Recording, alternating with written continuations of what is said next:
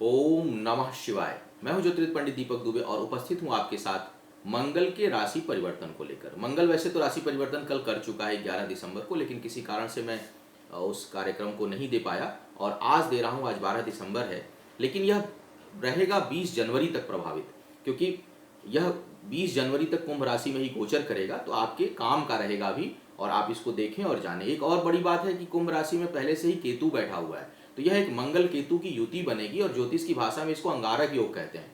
बहुत अधिक एनर्जी बढ़ा देता है, बहुत अधिक उत्तेजना बढ़ा देता है। मंगल साहसी, केतु भी साहसी, दोनों एक जैसे हैं। तो जब दोनों का योग बनेगा तो समझिए कि दोनों के प्रभाव में 2 गुना वृद्धि हो जाएगी और जिस भाव में होंगे उस भाव को प्राप्त करने की असीम इच्छा बढ़ा देते हैं। यह बहुत अधिक प्यास जगा देते हैं। तो क्या होगा इसका प्रभाव, और आज 11 दिसंबर से लेकर के 20 जनवरी के बीच में कब सबसे अधिक यह प्रभावी होगा, यह भी मैं बताऊंगा अपने कार्यक्रम के अंतिम भाग में। साथ में इसको कैसे नियंत्रित करें और क्या करें इसका उपचार, यह भी बताऊंगा अपने कार्यक्रम के अंतिम भाग में। तो बने रहिएगा पूरे समय तक हमारे साथ।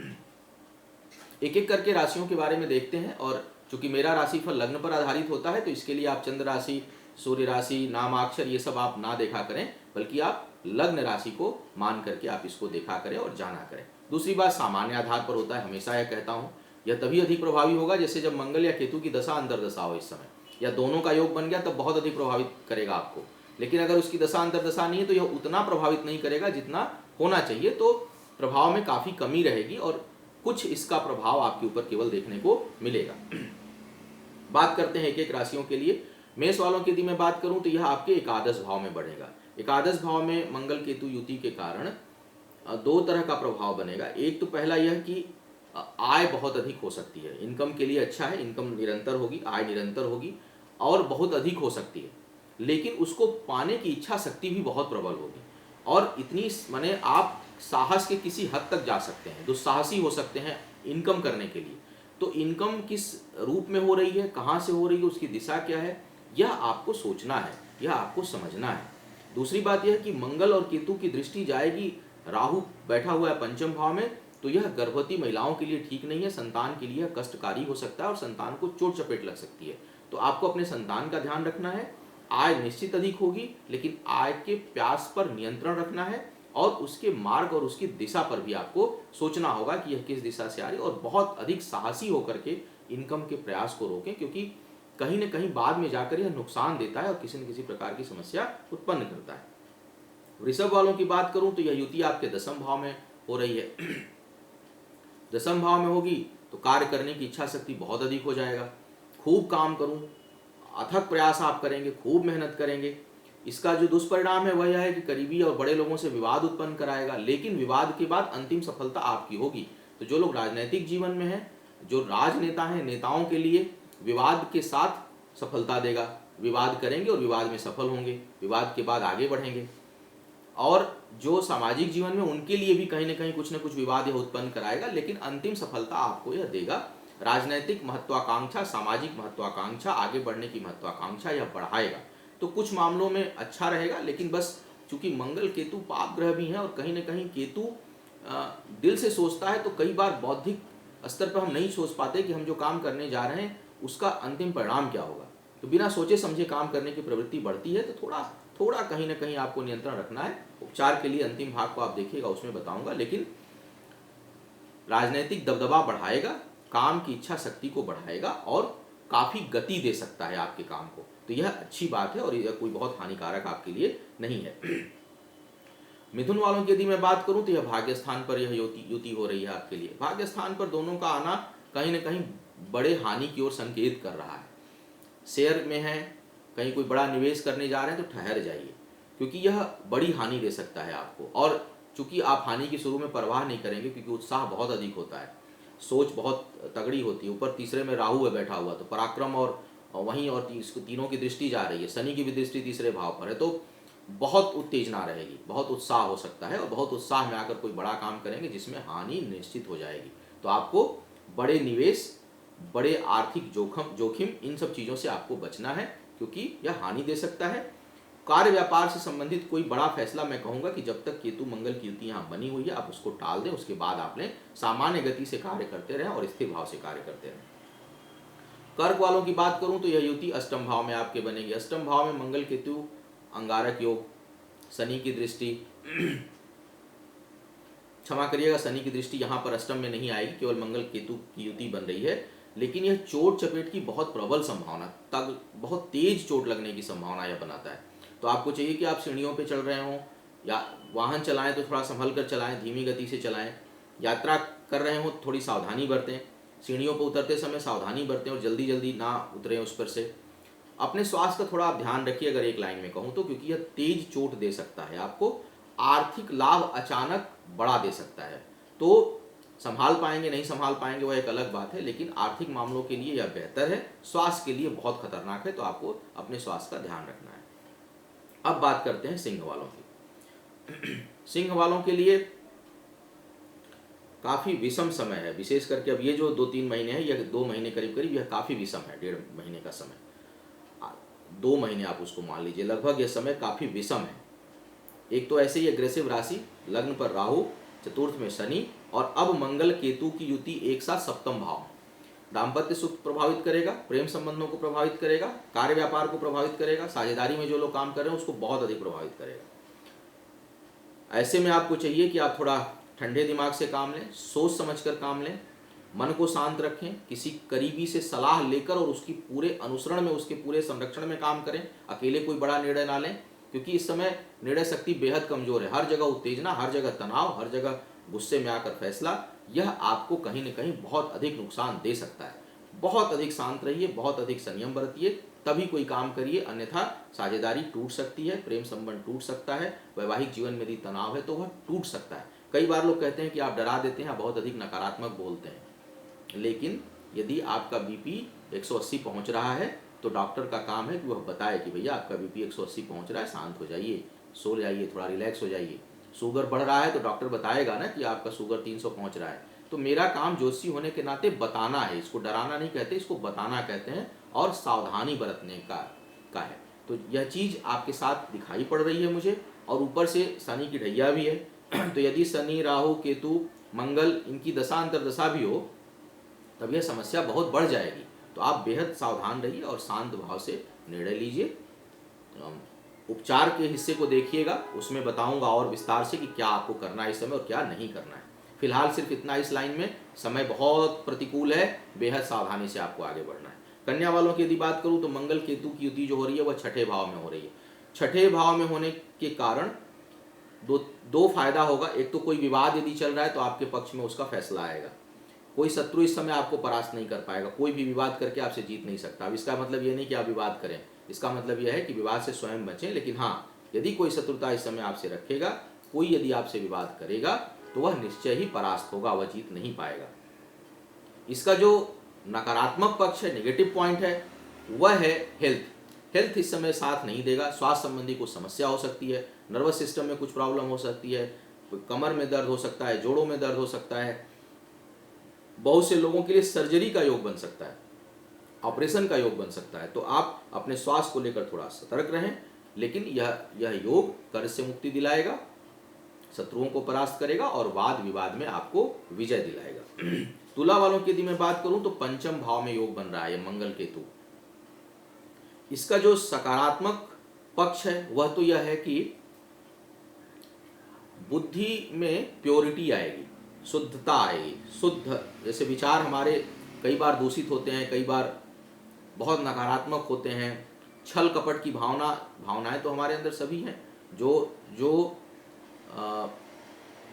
मनुष्य के जो जीवन का जो स्वाभाविक जो प्रवृत्ति है वह नकारात्मक है, वह सकारात्मक नहीं है। जैसे ब्रह्मांड में या एक अगर देखा जाए तो जीवन में या आपके कमरे में या आपके घर में जो स्वाभाविक रूप से व्याप्त होता है वह अंधेरा होता है, प्रकाश नहीं होता। प्रकाश के लिए प्रयास करना पड़ता है। हमारी सोच की जो सामान्य प्रवृत्ति है वह नकारात्मक है, क्योंकि विकास के क्रम में बहुत नीचे से हम लोग धीरे धीरे मनुष्य बने हैं, तो जो एक स्वाभाविक प्रक्रिया है वो नीचे की ओर ले जाती है। अच्छा करने के लिए, सकारात्मक सोचने के लिए, प्रकाश उत्पन्न करने के लिए प्रयास करना पड़ता है, एफर्ट करना पड़ता है। तो आपके लिए इस समय एक अच्छी बात है कि पंचम पर केतु जैसा ग्रह, केतु बड़ा आध्यात्मिक ग्रह है, दिल से सोचता है, मंगल उत्साह देता है। तो दोनों की जब युति बनेगी तो भावना बड़ी पवित्र हो जाएगी, सोच बड़ी पवित्र हो जाएगी, सकारात्मक हो जाएगी, यह बड़ा इसका अच्छा पक्ष है। युक्ति बल तेज होगा, चीज़ों को भांप जाएंगे, छठी इंद्री काम करने लगेगी, तो ये सब अच्छी बात है। खराब चीज़ मैं देख रहा हूँ दो जगह, एक संतान यदि आपकी है तो उसके लिए समस्याएं उत्पन्न करेगा, उसके स्वास्थ्य, उसके चोट चपेट लगने की संभावना उत्पन्न करेगा, और तुला लग्न की गर्भवती महिलाओं के लिए यह बेहद हानिकारक होगा। तो जो तुला लग्न की जो गर्भवती महिलाएं हैं अपना बेहद ख्याल रखें। आप कहीं कोई मेडिकल जरा भी आप भूल चूक ना करें, भगवान शिव की थोड़ी प्रार्थना कर लें, और यदि कोई दशा वगैरह भी ठीक नहीं चल रही है तो थोड़ा उसका पहले उपचार कर लें, क्योंकि यह समय थोड़ा सा सेंसिटिव होगा जब तक मंगल केतु दोनों पंचम भाव में बैठे रहेंगे। वृश्चिक वालों की यदि मैं बात करूं तो आपके लिए चतुर्थ भाव में यह युति बनेगी। चतुर्थ भाव पारिवारिक सुख, संपत्ति, भूमि, भवन, वाहन, इन सब चीज़ों का होता है। यहाँ पर दोनों पाप ग्रह आ रहे हैं तो कोई बहुत अच्छा यह आपको परिणाम नहीं देने वाला है। पारिवारिक सुख में कमी, तनाव, वैसे भी वृश्चिक वालों के लिए कई तरह की समस्या चल रही है। जैसे मैंने पहले भी बोला कि वृश्चिक, सिंह और कुंभ, ये तीन लग्न जो है बहुत अधिक जो है प्रभावित है इस समय। तो कुंभ वाले तो थोड़े संभल जाते हैं क्योंकि वो उनके अंदर समर्पण की भावना भी होती है, लेकिन वृश्चिक और सिंह में क्वालिटी होती है एडमिनिस्ट्रेशन की, बॉसी एटीट्यूड, तो थोड़ा कहीं ना कहीं अकेले पड़ जाते हैं। आपके लिए अच्छा यह होगा कि आप इस समय समर्पित करें, क्योंकि स्थायी संपत्ति संबंधी कोई निवेश इस समय नहीं करना है, उसमें हानि होने का योग बनेगा। पारिवारिक सुख में कुछ कमी यह उत्पन्न करेगा। अपनी संपत्ति बहुत से लोगों को बेचनी पड़ सकती है इस समय, हो सकता है कि आप अपनी संपत्ति को बेच दें, ऐसी स्थिति उत्पन्न हो सकती है, तो सेल करने की स्थिति बनेगी प्रॉपर्टी को। यदि हृदय रोग की समस्या आपके साथ है तो आप बेहद सावधानी बरतें, क्योंकि यह थोड़ा उसको बढ़ा सकता है, तो आप उस पर सावधानी रखें और अपने पर नियंत्रण रखें, स्थिर भाव से चलें। उपचार के लिए आप हमारे अंतिम भाग को देखिएगा। धनु वालों की यदि मैं बात करूं तो मंगल और केतु की युति आपके लिए तीसरे भाव में हो रही है। तीसरा भाव होता है हमारे पराक्रम और करीबी लोगों से संबंधों का। मंगल केतु जैसा ग्रह तीसरे भाव में आ रहा है तो एक प्रकार का राजयोग है। प्रभाव के लिए, प्रताप के लिए, बहुत अधिक पराक्रम, बहुत अधिक काम करने की क्षमता, खूब एनर्जी, खूब ऊर्जा, उत्साह बहुत अधिक देगा आपको। लेकिन इसका नकारात्मक पक्ष जो है वह है किसी करीबी व्यक्ति से बहुत तगड़ा विवाद दे सकता है, तेज विवाद दे सकता है किसी करीबी व्यक्ति के साथ, और हानि का योग बनाएगा। अचानक बड़ी हानि का योग यह बना सकता है। तो आपको विवाद से बचना है।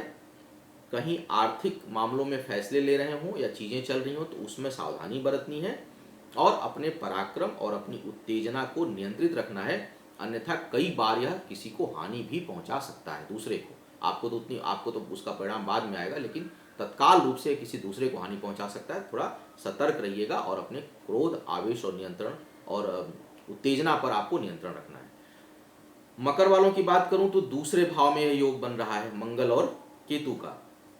अब यहां पर अगर देखूं तो सामान्य रूप से तो मन शांत रखेगा, माने जैसे कि एक बहुत गहरा पानी हो और गहरे पानी में छोटी मोटी चीज़ कोई डालता है तो उसको फर्क नहीं पड़ता, वो शांत, थोड़ा बहुत हिलेगा, शांत रहेगा।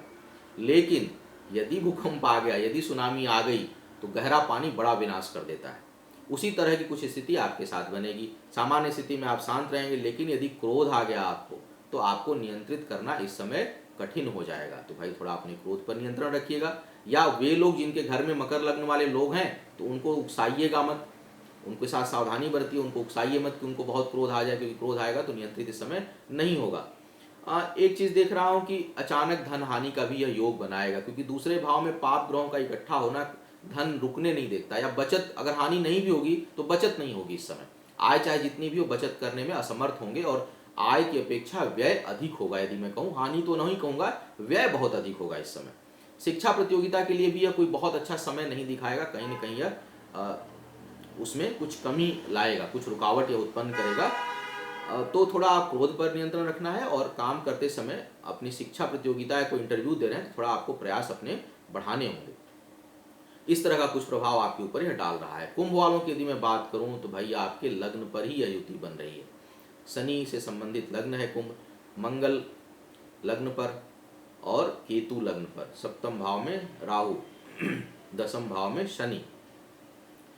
तो जो लोग राजनैतिक क्षेत्र में हैं, सामाजिक क्षेत्र में हैं, उनको बहुत उतार चढ़ाव का सामना करना पड़े। कुंभ लग्न का कोई भी राजनेता इस समय हो, उसके जीवन में इस समय बड़ा उतार चढ़ाव आ सकता है। अचानक अचानक भाग्य जो है, अब दशा किसकी शनि की चल रही है कि मंगल की चल रही है देखना पड़ेगा, लेकिन उतार चढ़ाव तो आएगा। या तो अचानक कुछ बड़ा पद मिल सकता है, या ये अचानक एकदम ड्रॉप किए जा सकते हैं, नीचे गिराए जा सकते हैं। तो थोड़ा आपको संभलना है उसमें।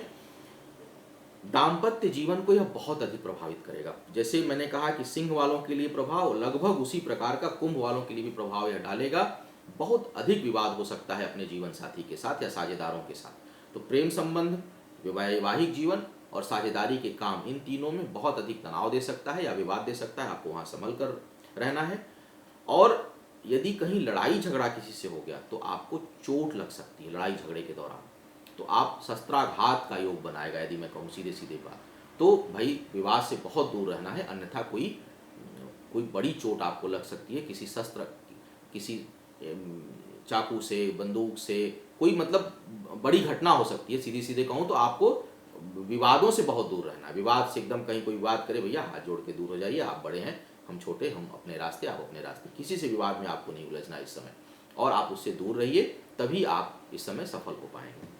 अब मीन वालों की बात कर लूँ तो मीन वालों के लिए देखूँ तो मंगल और केतु की युति जो है आपके द्वादश भाव में बन रही है। द्वादश भाव में दो पाप ग्रहों के आने के कारण आपका धन खर्च होगा अच्छे कार्यों में, दूसरों को मदद करने में, धार्मिक कार्यों में, कहीं यात्रा में, लेकिन बड़े खर्चे की संभावना है। कुछ धन, इसको हानि भी मैं कह सकता हूँ कि यह डमाडोल कर सकता है बाद में आपकी स्थिति को। तो यदि विशेष करके मंगल केतु की दशा अंतर्दशा हो तो थोड़ा धन व्यय करते समय सोचिएगा। एक बात अच्छी रहेगी कि इसकी दिशा सही होगी, आप व्यसन में नहीं खर्च करेंगे, आप कहीं अयासी में धन खर्च नहीं करेंगे, बल्कि किसी की मदद में करेंगे। किसी कोई नीडी पर्सन होगा उसको आप सपोर्ट करेंगे, आप धार्मिक कार्य में करेंगे, आध्यात्मिक कार्य में करेंगे, तो उसकी दिशा तो अच्छी रहने वाली है। शेयर वगैरह में जो लोग काम करते हैं उनको सावधानी बरतनी है, क्योंकि शेयर संबंधी कामों में इस समय आपको अचानक बड़ी हानि का योग बन सकता है। तो शेयर वाले थोड़े सतर्क हो जाएं। निवेश नहीं करना इस समय, कोई भी बड़ा निवेश करने से आप बचिए। कैरियर में अचानक संघर्ष की स्थिति मीन वालों के लिए उत्पन्न हो सकती है, तो कैरियर से संबंधित आपको थोड़ी सावधानी रखनी है और संभल कर चलना है कैरियर के मामले में। अब थोड़े उपचार बता दूं आपको। मंगल या केतु की सबसे बड़ी बात यह है, जैसे मैंने कहा, उत्तेजना बढ़ाएगा, एग्रेशन बढ़ाएगा।